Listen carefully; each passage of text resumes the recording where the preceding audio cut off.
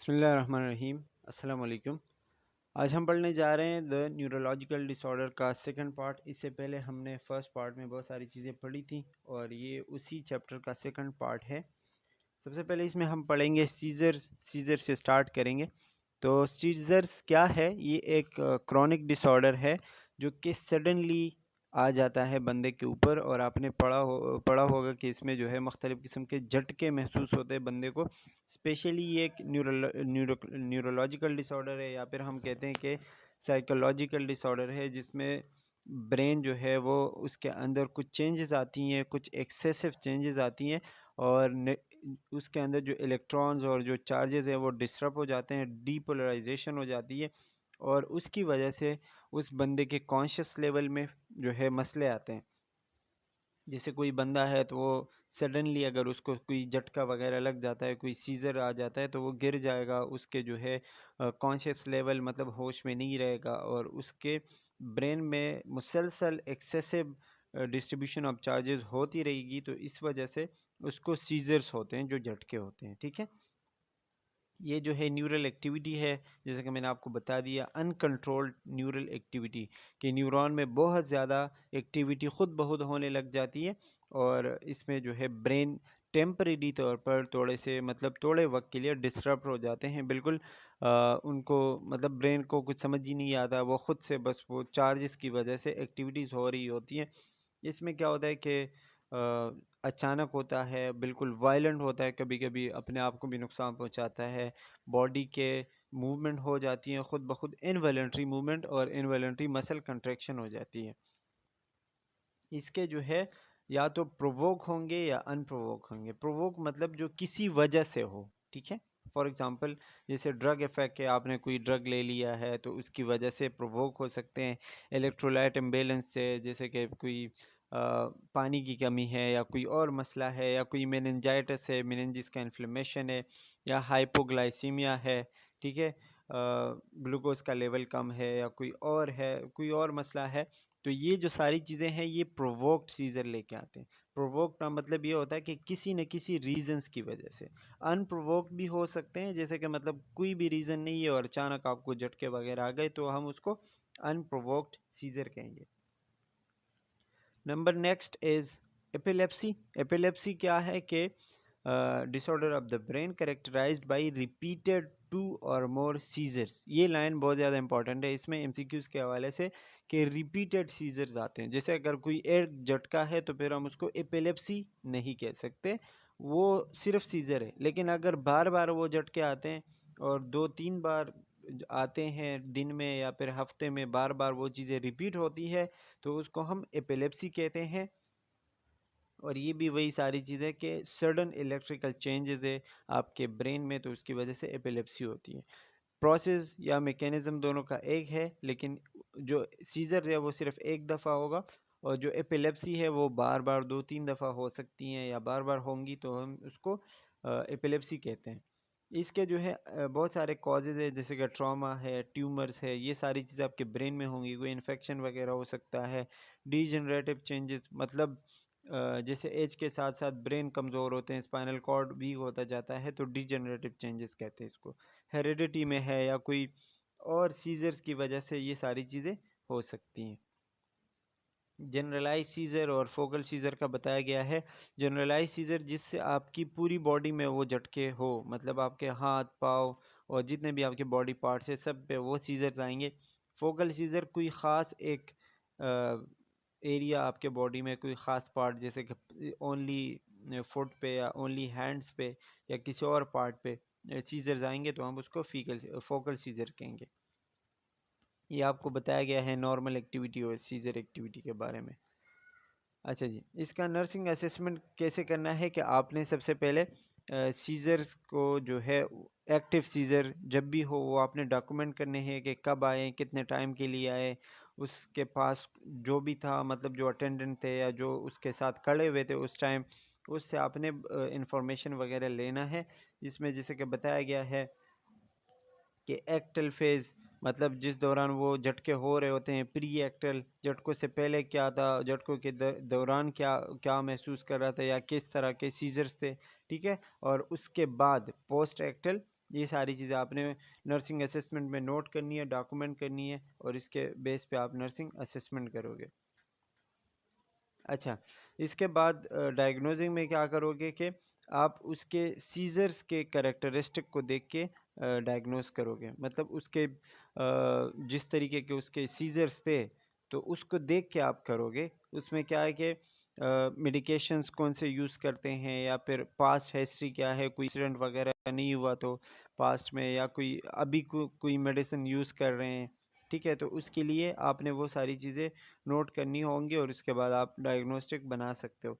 और इसके अलावा आप लास्ट सीज़र के बारे में पूछेंगे, फ्रीक्वेंसी पूछेंगे कि मतलब कब कब होते हैं, कितने टाइम के लिए सीज़र्स होते हैं, और हफ्ते में या दिन में कितनी मरतबा ये सारी चीज़ें होती हैं। तो ये आपने डायग्नोस्टिक रीजनिंग में ये सारी चीज़ें मतलब नोट करनी है। इसके अलावा आपने जो है वो प्लानिंग करना है, तो प्लानिंग में आपने जितनी भी चीज़ें हैं मतलब जिससे उसको ख़तरा हो वो आपने नोट कर देनी है। आपके प्लान में वो शामिल होनी चाहिए कि आपने वो चीज़ें ख़त्म करनी है ताकि वो उसको आगे जाके ख़तरा ना हो। इम्प्लीमेंटेशन आपने उसी तरीके से करने हैं कि आपके पास जो भी आपके नर्सिंग इंटरवेंशंस है जो आप करने जा रहे हैं वो डॉक्यूमेंटेड होने चाहिए, मतलब रिटन में होनी चाहिए। और जितने भी आपके पास उसके लिए मेडिसिन, ट्रीटमेंट या जो चीज़ें चाहिए होंगी वो आपके पास मौजूद होनी चाहिए।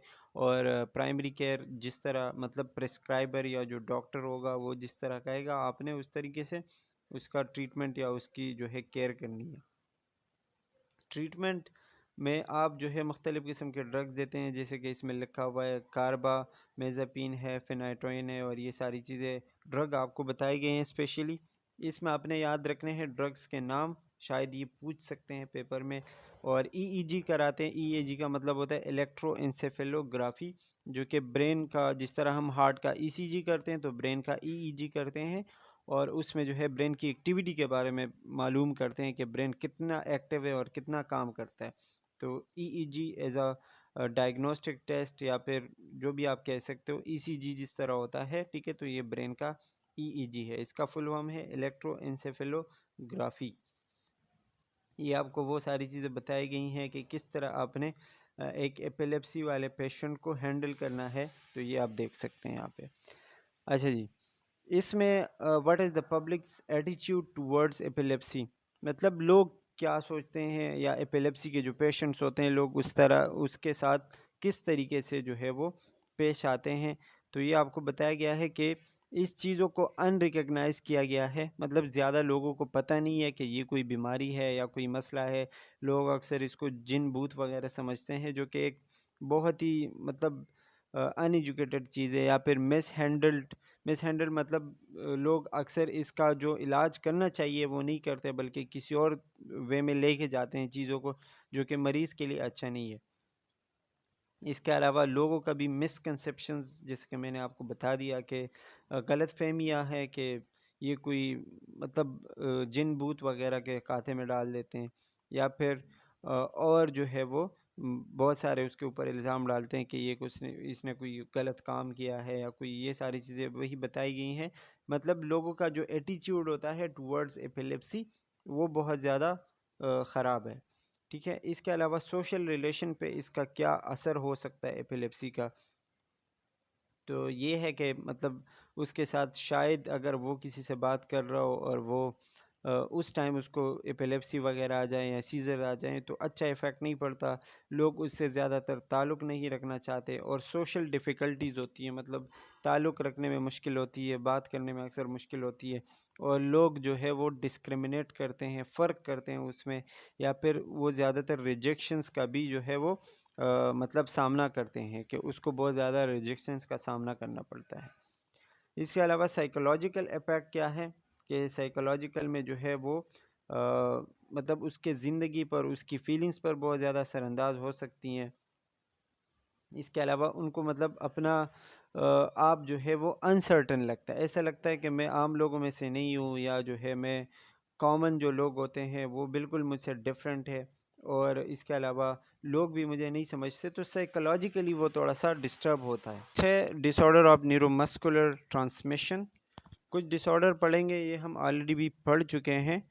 और इसके अलावा जो न्यू चीज़ें होंगी वो मैं अच्छे से बताऊंगा, जो हमने ऑलरेडी पढ़े हैं वो मैं आपको जस्ट थोड़ा बहुत आइडिया दूंगा, बाकी आप ओल्ड वीडियोस में देख सकते हैं। सबसे पहले इसमें है मेस्थीनिया ग्रेविस। मेस्थीनिया ग्रेविस एक ऑटोनॉमिक या ऑटो इम्यून न्यूरोमस्कुलर डिजीज़ है। मतलब ये हमने ऑटो इम्यून डिसऑर्डर में पहले पढ़ा था 3rd सेमेस्टर में। और ये जो है इसमें आपके स्पेशली मसल्स वीक हो जाते हैं, और इसमें हमने पढ़ा था कि वो आई ड्रॉप वगैरह हो जाता है, आई लेड जो है वो ड्रॉप होते हैं, ख़राब होते हैं, आइज़ के मसल ख़राब होते हैं, फेशियल एक्सप्रेशन ख़राब हो जाते हैं, बंदा जो है कोई चीज़ नहीं चबा सकता, अचीविंग टॉकिंग सॉल्विंग में मसला होता है। ठीक है, और ये स्पेशली आपके एसिटाइल कोलिन की वजह से होता है। इसका जो कॉज है वो ज़्यादा इंपॉर्टेंट है यहाँ पे, जो मैं आपको बता रहा हूँ कि एसिटाइल कोलिन जो न्यूरोट्रांसमीटर है, ठीक है, जो कि एक न्यूरॉन से दूसरे में इंफॉर्मेशन लेके जाते हैं, उसमें अक्सर अगर कोई मसला आ जाए एसिटाइल कोलिन स्पेशली, तो उसको हम कहते हैं मेस्थीनिया ग्रेविस। ये जो है एंटीबॉडीज़ प्रोड्यूस करते हैं बॉडी के अंदर। ऐसे एंटीबॉडीज़ खुद ब खुद प्रोड्यूस होती हैं जो कि उन्हीं सेल्स पे जाके एक्शन करते हैं स्पेशली एसिटाइल कोलिन के ऊपर, और वो जाके मतलब एसिटाइल कोलिन की जो प्रोडक्शन है उसको कम कर देते हैं या बंद कर देते हैं, और वो जाके आगे जो है मेस्थीनिया ग्रेविस का डिजीज़ प्रोड्यूस होता है, जो कि एक ख़तरनाक चीज़ है। इसमें स्पेशली आपके मसल्स वीक हो जाते हैं due to the lack of acetyl choline.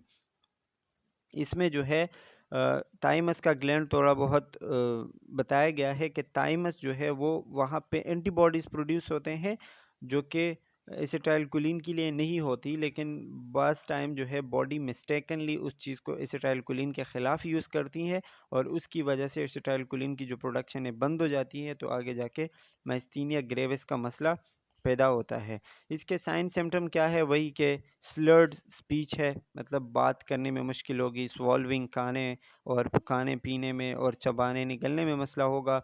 Eyes muscle जो है वो ड्रॉप हो जाते हैं। इसके अलावा जो फेशियल मसल होते हैं वो भी ड्रॉप हो जाते हैं। आइज़ जो है जिसे हम मूव करते हैं आइज़ एक साइड से दूसरी साइड की तरफ, वो नहीं कर पाएगा।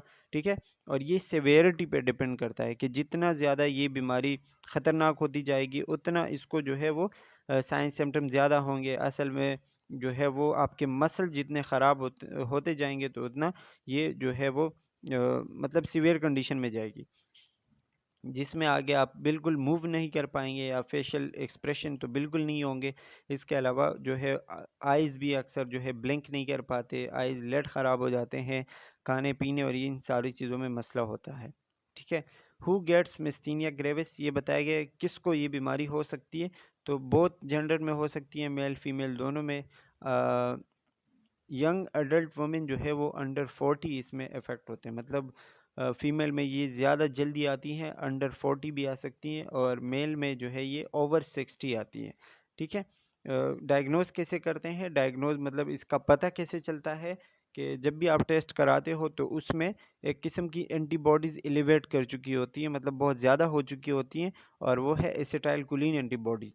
कि जो बॉडीज़ जो है वो एंटीबॉडीज़ एसिटाइलकोलिन के ख़िलाफ़ बनती हैं और वो बहुत ज़्यादा पाई गई हैं आपके टेस्ट में, तो मतलब आपको मिस्थीनिया ग्रेविस है। लेकिन उसके साथ साथ जो साइन सिम्टम्स मैंने आपको बताएं वो भी होने चाहिए। मेस्थेनिक क्राइसिस क्या होता है? वही कि इसके साथ साथ जो मसले तो है वो तो ऑलरेडी है, लेकिन इसके साथ साथ आपको ब्रीदिंग का मसला भी हो सकता है, वेंटिलेशन का मसला हो सकता है, और स्पेशली ब्रीदिंग का ही मसला होता है। तो मिस्थीनिया ग्रेविस के साथ साथ आपको कंट्रोल ब्रीदिंग और इस सारी चीज़ों का मसला होगा। ठीक है, तो ये उसके क्राइसिस में आता है।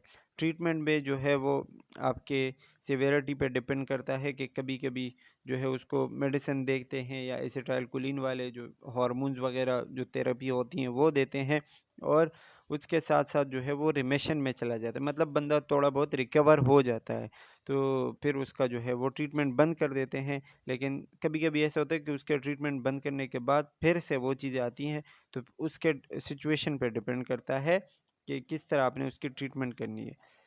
अच्छा जी, number second is Guillain Barre syndrome. Guillain Barre syndrome का अगर मैं आपको शॉर्ट में बताऊं तो ये पेरिफेरल नर्वस सिस्टम का डिसऑर्डर है, जिसमें आपके जो न्यूरॉन्स के ऊपर माइलिन शीट होती हैं वो ख़राब हो जाता है, और वो आगे जाके इंफॉर्मेशन नहीं पास कर पाता। इस कंडीशन को हम क्या कहते हैं? गेलियन बेरी सिंड्रोम। इसको हम शॉर्ट में GBS भी कहते हैं। इसके जो है बहुत सारे मसले होते हैं कि सिमेट्रिक एंड असेंडिंग, कि ये नीचे से ऊपर की तरफ जाएगी, मतलब आपके पाँव से स्टार्ट होगी और ऊपर की तरफ जाएगी, और इसमें पैरालिसिस भी होगा, मतलब थोड़े बहुत आपके हाथ पाँव काम करना छोड़ देंगे। इसमें जो है पैथोजेंस की वजह से ज़्यादातर होती हैं, मतलब ये कि इसमें बैक्टीरिया वगैरह कोई पैथोजेंस इन्वॉल्व होंगे जिसके आपको नाम बताए गए हैं, कैम्पाइलोबैक्टर और ये साइटोमेगेलोवायरस। ये जो है नाम याद रखने आपने कि इसकी वजह से गेलियन बेरी सिंड्रोम की जो डिजीज़ है वो हो सकती हैं। ठीक है, ये जो मैंने आपको बताया कि असेंडिंग है, मतलब आपके पाँव से स्टार्ट होगी और ऊपर की तरफ ये बीमारी जाएगी, तो ये चीज़ आपने याद रखनी है। और बाकी जो इसके कॉजेज़ और प्रॉब्लम्स वगैरह बताए गए हैं कि इसमें आपको रिस्पायरेशन का मसला हो सकता है, टॉकिंग में मसला हो सकता है, सॉल्विंग बाउल और ब्लैडर फंक्शन में मसला हो सकता है, ये सारी चीज़ें आपको बताई गई हैं। और इस तरीके से ये आपने जो इम्पोर्टेंट चीज़ें हैं वो इसके एटोलॉजी, मतलब इसकी जिस वजह से होता है, और मेन इसका जो डेफिनेशन है कि किस वजह से मतलब इसमें ऐसा क्या होता है कि आपको गिलियन बेरी सिंड्रोम की डिजीज़ हो जाती है, वो आपको पता होना चाहिए।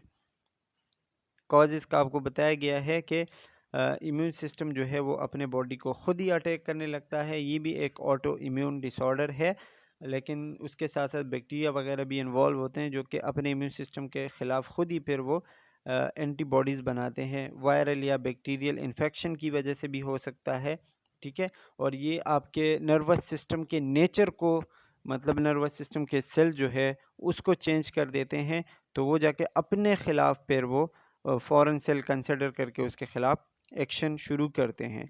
अच्छा जी, गेलियन बेरी सिंड्रोम का पता कैसे चलता है, डायग्नोस कैसे करता है, तो उसमें एक वेलोसिटी चेक करते हैं जिसको कहते हैं नर्व कंडक्शन वेलोसिटी, NCV, जिससे आपको जो है मतलब जो डॉक्टर होते हैं उसको पता चल जाता है कि ये किस वजह से ये मसला है या GBS है या नहीं, जिसमें वो न्यूरॉन्स की या नर्व्स की जो है वेलोसिटी चेक करते हैं कि कितने स्पीड से ये इंफॉर्मेशन लेके जाते हैं या लेके आते हैं।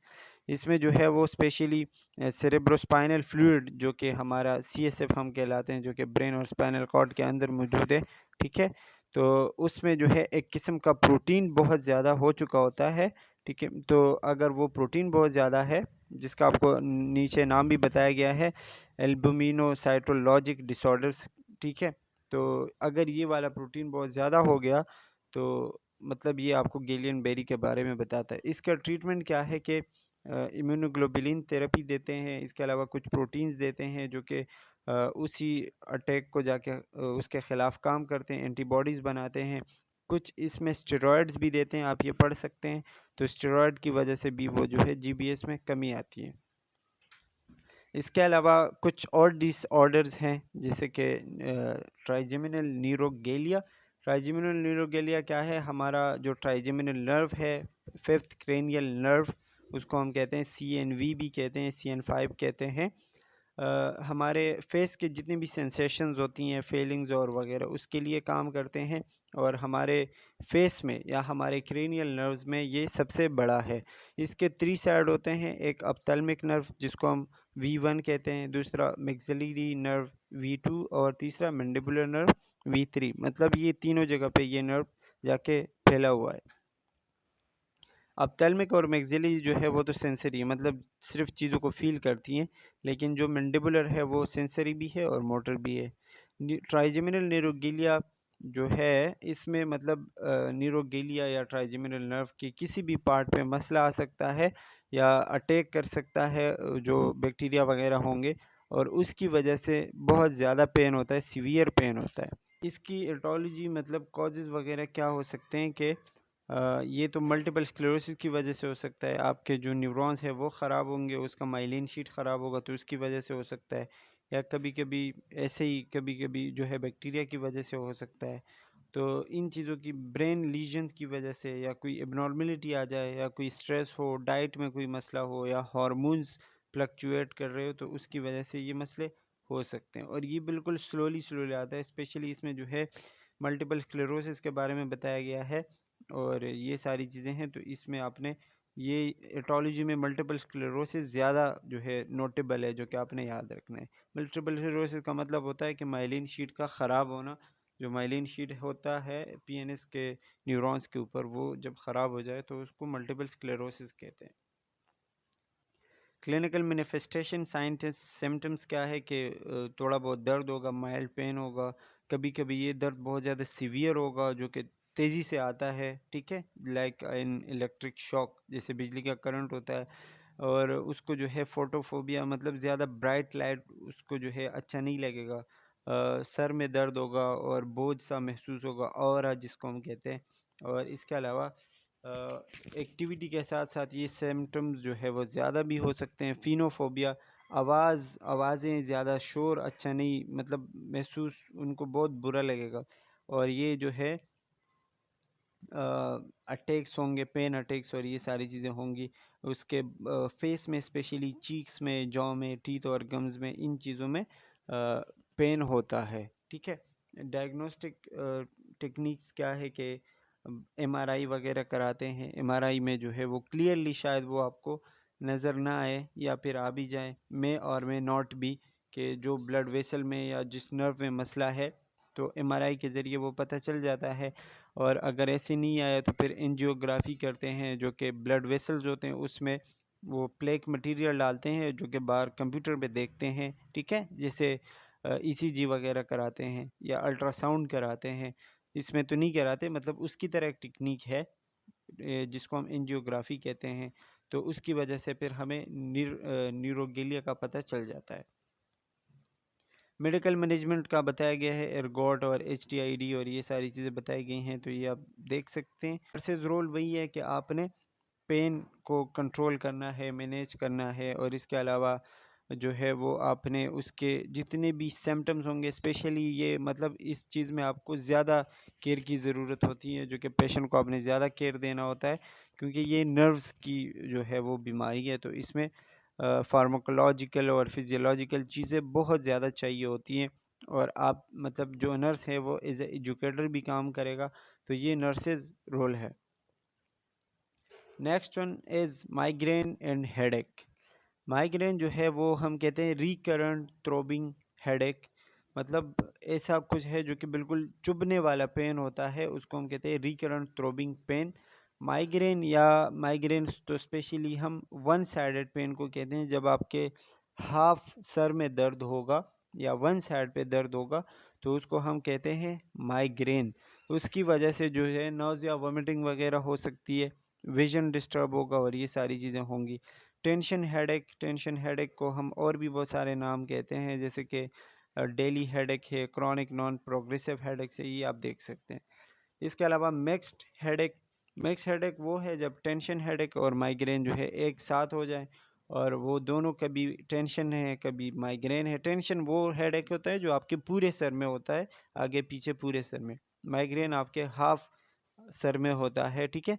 तो इसको हम जब ये दोनों मिल जाएं, कभी टेंशन है कभी माइग्रेन है, तो फिर हम उसको मिक्स्ड हेडेक या मिक्स हेडेक सिंड्रोम कहते हैं। क्लस्टर हेडेक्स होता है, क्लस्टर हेडेक आइज़ के बिल्कुल पीछे होता है, आइज़ का जो एरिया होता है, जब वहाँ पे आपको दर्द महसूस हो सिर्फ एक आई के ऊपर, ठीक है, तो इसको हम कहते हैं क्लस्टर हेडेक। ये किस वजह से होता है? हार्मोन्स में, स्पेशली फीमेल में जो है हार्मोन्स की वजह से हो सकता है, कि जब उनका मेंस्ट्रुअल साइकिल हो या प्रेगनेंसी वगैरह हो, ठीक है, तो मीनोपॉज के बाद ये सारी चीज़ें हो सकती हैं।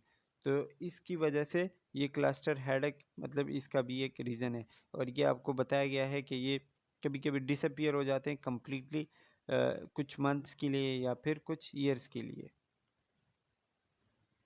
अच्छा जी, इसके अलावा साइनस हेडेक है। जो साइनस हेडेक नाम से ही पता चलता है, जो हमारे साइनोजेज है हमारे फोरहेड में और हमारे फेस में, जो चीक्स में मौजूद होते हैं, ठीक है, तो वहाँ पे जब कोई भी पेन महसूस हो, कांस्टेंट पेन, कहाँ कहाँ पे? आपके चीक बोन्स में, आपके फोरहेड में, और आपके नोज़ के ब्रिजेस में। ये पिक्चर में आप देख सकते हैं। अगर आपके इन इलाकों पे आपको दर्द महसूस हो रहा है, तो इसको हम कहते हैं साइनस हेडेक।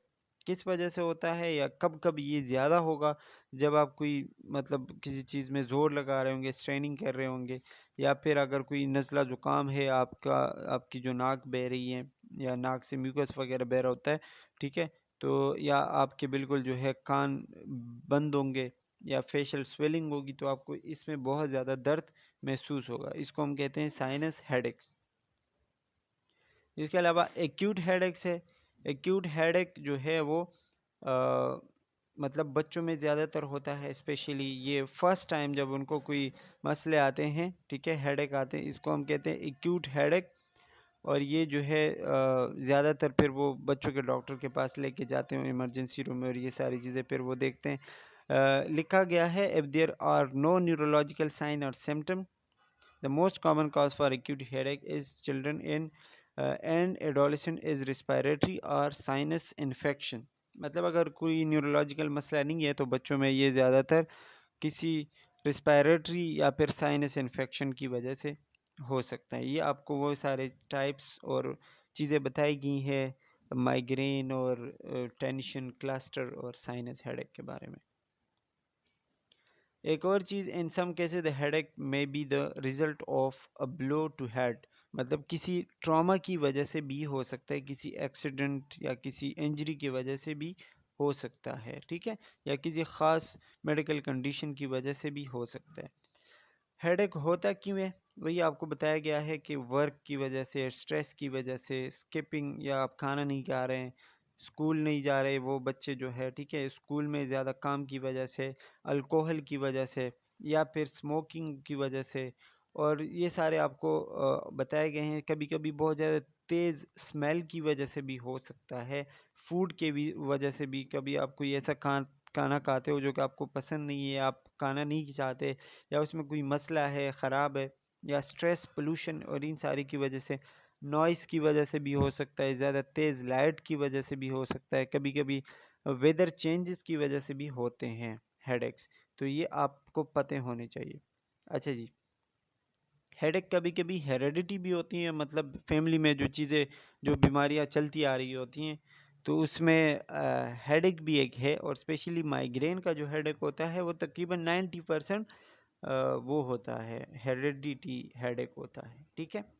माइग्रेन के पहले आपको क्या क्या चीज़ें महसूस होंगी या किस वजह से आपको माइग्रेन आ सकता है, प्रीसिपिटेंट जिसको हम कहते हैं, एलर्जी वगैरह हो सकती हैं, ब्राइट लाइट की वजह से हो सकता है, नॉइज़ की वजह से हो सकता है, किसी परफ्यूम की वजह से भी हो सकता है, कोई स्ट्रेस, कोई ये स्लीप पैटर्न जो है आपका डिस्टर्ब हो गया, सारी चीज़ें आपको बताई गई हैं, ये आप देख सकते हैं, इसमें ज़्यादा कुछ एक्सप्लेन करने की ज़रूरत नहीं है।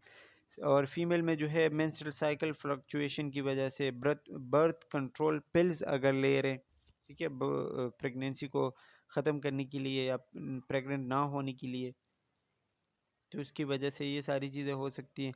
फूड बहुत सारे, जैसे कि वाइन है, चीज़ है, फ़िश है, और इनमें जो है लीवर वगैरह, चिकन लीवर जो लोग खाते हैं, तो उनकी वजह से हेडेक हो सकते हैं, ये आप देख सकते हैं। इसमें ज़्यादा कुछ आई डोंट थिंक सो कि एक्सप्लेन करने की ज़रूरत है, आप पढ़ेंगे तो आपको पता चलेगा। ट्रीटमेंट में वही सारी चीज़ आती हैं कि एनसेड वगैरह देते हैं, और इसके अलावा जो मतलब पेन किलर्स होते हैं वो देते हैं। ये आपको नीचे नाम सारे बताए गए हैं, तो ये आप देखते हैं। कम्प्लीमेंट्री हेडेक ट्रीटमेंट, मतलब मेडिसिन्स को छोड़ के और क्या क्या कर सकते हो, स्मोकिंग स्टॉप कर सकते हो, अल्कोहल स्टॉप कर सकते हो, कैफ़ीन वगैरह जो कॉफ़ी में होते हैं या चाय में होते हैं वो स्टॉप कर सकते हो, स्लीप अच्छे से ले सकते हो, खाना अच्छे से शेड्यूल पे खा सकते हो, एक्सरसाइज कर सकते हो, तो आपके ये चीज़ें ख़त्म हो जाएंगी।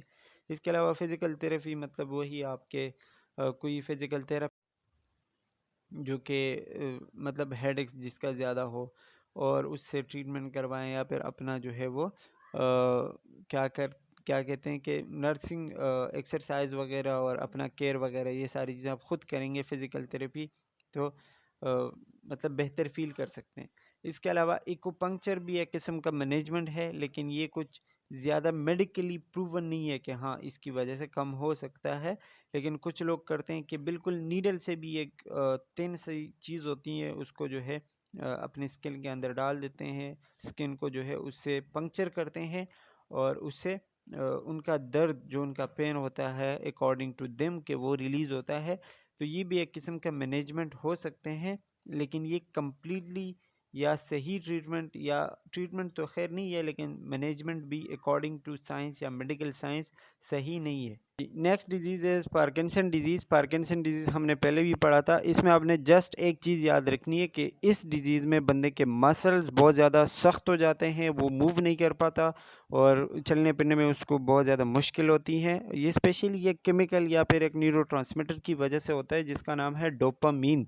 जब डोपामीन बहुत ज़्यादा कम रिलीज़ हो जाए और ना रिलीज़ हो पा रहा हो बॉडी के अंदर, तो उसकी वजह से ये पार्किंसन डिजीज़ होता है। इसके साथ साथ एक और भी न्यूरोट्रांसमीटर है जिसको हम एसिटाइलकोलिन कहते हैं, लेकिन उसकी जो है यहाँ पे मेंशनिंग नहीं की गई है, तो हम ओनली डोपामीन को लेके चलेंगे कि डोपामीन जब बहुत ज़्यादा कम हो जाए, बॉडी के अंदर डिफिशियंसी हो जाए और वो जो है ना रिलीज़ हो पा रहा हो, तो उसकी वजह से मसल्स कंट्रैक्टेड रहते हैं। स्पेशली डोपामीन का काम है मसल को रिलैक्स करना, लेकिन जब वो नहीं होता तो मसल कंट्रैक्ट रहते हैं और इस कंडीशन को हम पार्किंसन डिजीज़ कहते हैं। इसकी एटोलॉजी वही है कि डोपामीन की कम रिलीज़ होने की वजह से ये बीमारी होती है, ये आपको बताया गया है। ठीक है, इसके मेडिकेशन है लेवोडोपा के नाम से आते हैं, कार्बिडोपा, ये कुछ मतलब मेडिसिन है जो कि देते हैं और वो आपके ब्रेन में जाकर डोपामीन की रिलीज़ को इंड्यूस कराते हैं, जिसकी वजह से वो मतलब हो सकता है। ठीक है, ट्रीटमेंट कुछ ना कुछ हो सकती है पार्किंसन डिजीज़। और इसके अलावा इसकी सर्जरी भी की जाती है, लेकिन सर्जरी बहुत कम की जाती है। तकरीबन 10% पेशेंट्स ऐसे होते हैं जिनकी सर्जरी होती है, तो सर्जरी के चांसेस बहुत कम होते हैं। इसके अलावा नर्सेज रोल इसमें वही है कि आपने उसके डैमेज को कम करना है, डैमेज से बचाना है, उसको एक्सरसाइज करानी है। इसके अलावा उसके मसल मूवमेंट को, उसके रेंज ऑफ मोशन को आपने बरकरार रखना है, ये नर्स का रोल है। सेकंड डिजीज़ इसमें है अल्जाइमर डिजीज़। अल्जाइमर डिजीज़ जो है वो ब्रेन डेथ आप कहला सकते हैं, या फिर जब आप मतलब किसी बंदे की याददाश्त रोज़ बरोज़ कम होती जा रही हो और वो एक ऐसे कंडीशन में चला जाए कि उसको कुछ भी नहीं याद रहता, तो उसको हम अल्जाइमर डिजीज़ कहते हैं। स्टार्ट में वो थोड़ा बहुत भूलता है, फिर वो ज़्यादा होता जाता है और इस कंडीशन में जो है वो उसकी मेमोरी भी चली जाती है, उसका स्पीकिंग और राइटिंग स्किल्स भी चले जाते हैं। वो कुछ नहीं सोच सकता, बहस मुबाहिसा नहीं कर सकता और आखिर में तो वो बात तक नहीं कर सकता। तो ये सीवियरिटी पे डिपेंड करता है। और जो है अल्जाइमर में स्पेशली आपने एक चीज़ याद रखनी है, लॉस ऑफ मेमोरी, या फिर हम इसको डिमेंशिया भी कहते हैं। ठीक है, इसके रिस्क फैक्टर वही है कि फैमिली की वजह से हो सकता है, जेनेटिकली हो सकता है। फीमेल में ये ज़्यादा होता है बनिस्बत मेल के, और ये आपको बताया गया है ट्रॉमा की वजह से, लाइफस्टाइल या हार्ट प्रॉब्लम्स की वजह से भी हो सकता है। इसके अलावा जो है निमोनिया उसको हो सकता है, अदर इन्फेक्शन वगैरह हो सकते हैं। ठीक है, और इसके जो है लैब टेस्ट कराए जाते हैं, जैसे कि mental status testing, neuropsychological testing और ब्रेन इमेजिंग, ये सारी चीज़ें कराई जाती हैं। इसके ट्रीटमेंट और ड्रग का भी आपको बताया गया है कि ये आपको न्यूट्रिशन और एक्सरसाइज का, और ऊपर आपको ड्रग बताए गए हैं, कोलिनेस्टेरेज इनहिबिटर्स और मेमेंटीन, ये सारे आपको बताए गए हैं, तो आप देख सकते हैं। ब्रेन डैमेज और special states of alter consciousness. Brain damage तो नाम से ही पता चलता है कि जब आप ब्रेन का जो, जब आपके ब्रेन ख़राब हो जाए, ब्रेन जो है वो डैमेज हो जाए, उसमें कोई इन्फेक्शन आ जाए, उसको हम कहते हैं ब्रेन डैमेज। और स्पेशली ब्रेन में अगर कोई इन्फेक्शन, कोई ख़राबी आ गई तो वापस रिपेयर नहीं हो सकता, वो परमानेंट होता है। इसके मेन कॉजेज़ में हाइपोक्सिया आता है, ऑक्सीजन की कमी। ऑक्सीजन की कमी की वजह से आपके ब्रेन जो है वो डैमेज हो सकते हैं, जो कि एक अनरिकवरेबल स्टेट है, वापस रिकवर नहीं होता। इसके क्लिनिकल मैनिफेस्टेशन वही है कि loss of consciousness, headache, nausea, vomiting, ये आपको बताए गए हैं। ये भी आपको आगे blood vision, ringing in the years, bad taste, और ये ब्रेन के जितने भी काम होते हैं मतलब वो सारे डिस्टर्ब हो जाएंगे, जो कि आप यहाँ से पढ़ सकते हैं। परसिस्टेंट वेजिटेटिव स्टेट का बताया गया है। परसिस्टेंट वेजिटेटिव स्टेट एक ऐसी कंडीशन है जिसमें बंदा मुकम्मल तौर पर तो नहीं, लेकिन थोड़ा बहुत जो है वो अवेक होता है, मतलब उसका दिमाग थोड़ा बहुत चल रहा होता है, लेकिन बाकी बॉडी उसकी बिल्कुल स्लीप पैरालाइज में, आप मतलब स्लीप ही होती है, बिल्कुल उसको कुछ फील नहीं होता, बिल्कुल वो जो है अवेयर नहीं होता। उसका ब्रेन थोड़ा बहुत चलता रहता है, मतलब उसको पता चल रहा होता है लेकिन वो कुछ कर नहीं सकता। ठीक है, इसको हम कहते हैं परसिस्टेंस वेजिटेटिव स्टेट। दूसरा है locked in syndrome. Locked in syndrome एक ऐसी कंडीशन है जिसमें except for the eyes, eyes के अलावा पूरी बॉडी लॉक हो चुकी होती है, कुछ भी नहीं कर सकते, ना हाथ पाँव मूव कर सकते हैं, ना आइज़ तो मूव कर सकते हैं, बल्कि नोज़ और टंग वगैरह इन सारी चीज़ों से कुछ भी नहीं कर सकते एक्सेप्ट फॉर द आइज़। उसमें सिर्फ वो उसकी आइज़ खुली हुई होती हैं या फिर मतलब इशारे वगैरह आइज़ से कर सकता है। लॉक्ड एंड सिंड्रोम कहते हैं इसको। ब्रेन स्टेम डेथ का बताया गया है। ब्रेन स्टेम जो स्टॉक निकलता है आपके ब्रेन से, ब्रेन का जो रूट है, ठीक है, अगर वो ख़राब हो जाए, उसमें कोई मसला आ जाए, तो उसको हम कहते हैं ब्रेन स्टेम डेथ। और ये भी आपके ब्रेन को ही जाके इफ़ेक्ट करेगा, ब्रेन के ऊपर इन्फेक्शन वगैरह डालेगा। और इसमें स्पेशली आपके जो रिफ्लेक्सेस होते हैं, मतलब ब्रेन और आपके स्पाइनल कॉर्ड से जितने भी रिफ्लेक्सेस कंट्रोल है, ठीक है, तो वो ख़राब हो जाते हैं, काम नहीं कर पाते। और ये आपको आगे उसके मतलब sign symptom loss of consciousness, absence motor skill और ये सारी चीज़ें बताई गई है। एपनिया बताया गया है कि मतलब सांस लेने में मुश्किल होगी, तो ये आप देख सकते हैं। नर्सिंग केयर आपको कुछ चीज़ें बताई गई है कि आपने मुख्तलिफ़ किस्म की वैल्यूज़ इस चीज़ पे रखनी है, इसकी जो वैल्यूज़ है आप देख लें, इसमें ज़्यादा कुछ एक्सप्लेन करने की ज़रूरत नहीं है। तो आई थिंक कि यहाँ तक काफ़ी है। आई होप कि आपको समझ आ गया होगा। And that's all about the neurological disorder. Thanks for watching. Take care. Bye bye.